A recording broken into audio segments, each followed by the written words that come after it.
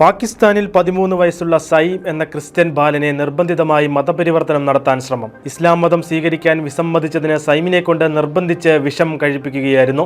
April 13 Lahore നഗരത്തിലാണ് സംഭവം. മുടിവെട്ടാൻ വീട്ടിൽ നിന്നിറങ്ങിയ സൈമിന്റെ കഴുത്തിൽ കുരിശ് കിടക്കുന്നത് ശ്രദ്ധയിൽപ്പെട്ട ഒരു മുസ്ലിം സെക്യൂരിറ്റി ഗാർഡ് തടഞ്ഞു. ഖദർ ഖാൻ എന്ന ഗാർഡ് മാല തട്ടിയെടുക്കുകയും ഇസ്ലാമിക പ്രാർത്ഥന ചൊല്ലാൻ സൈമിനെ നിർബന്ധിക്കുകയും ചെയ്തു. എന്നാൽ കുട്ടി ക്രിസ്ത്യാനിയാണെന്ന് പറഞ്ഞ് ഇതെല്ലാം നിരസിച്ചു. തുടർന്ന് ആ മനുഷ്യൻ സൈമിനെ വിഷപദാർത്ഥം കഴിക്കാൻ നിർബന്ധിച്ചു. സൈമിനെ വീട്ടിൽ നിന്നും കാണാതായതായി മണിക്കൂറുകൾക്ക് ശേഷം മാതാപിതാക്കളാണ് മകനെ അബോധാവസ്ഥയിൽ കണ്ടെത്തിയത്. പിതാവ് ലിയാഖത്ത് രന്തവ പോലീസിനെ അറിയിച്ചെങ്കിലും അവരുടെ ഭാഗത്തു നിന്നും അവഗണനയാണ് തനിക്ക് ലഭിച്ചതെന്ന് പിതാവ് വെളിപ്പെടുത്തുന്നു. തുടരെയുള്ള നിർബന്ധത്തിന് ശേഷമാണ് ഉദ്യോഗസ്ഥർ പരാതി രജിസ്റ്റർ ചെയ്തതെന്നും രേഖയുടെ പകർപ്പ് സൈമിന്റെ കുടുംബത്തിന് നൽകിയില്ലെന്നും അദ്ദേഹം പറഞ്ഞു. വോയിസ് ഫോർ ജസ്റ്റിസിന്റെ പ്രസിഡന്റ് ജോസഫ് ജോൺസൺ പാകിസ്ഥാനിൽ വർദ്ധിച്ചുവരുന്ന നിർബന്ധിത മതപരിവർത്തന സംഭവങ്ങളെക്കുറിച്ച് അഗാധമായ ഉത്കണ്ഠ രേഖപ്പെടുത്തുകയും ചെയ്തു.